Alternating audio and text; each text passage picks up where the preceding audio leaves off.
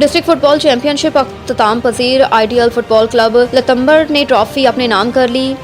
ضلع sport officer کے تعاون سے منعقدہ ڈسٹرکٹ فٹ بال چیمپئن شپ میں 33 ٹیموں نے حصہ لیا۔ ضلعی اسپورٹس آفیسر کرک امیر زاہد شاہ کے تعاون سے بمقام لتمبر فٹ بال اسٹیڈیم منعقدہ district football championship کا بڑا میلہ پرامن اور پرسکون ماحول میں اختتام پذیر۔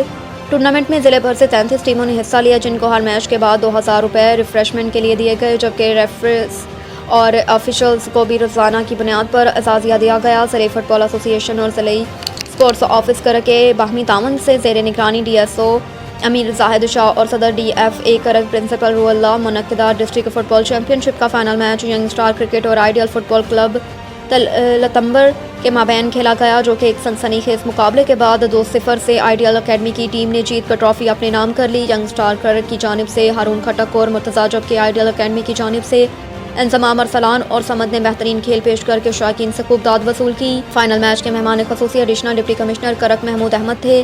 دیگر مہمانوں میں ضلعی اسپورٹس آفیسر امیر زاہد شاہ سمیت صدر D F A Karak principal Muhammad Ruh Ullah, Malik Saif Ullah, Malik Safir Ullah, principal Rashid, Malik Ahmad Nawaz, police اور ریسکیو حکام دیگر نے خصوصی طور پر شرکت کی۔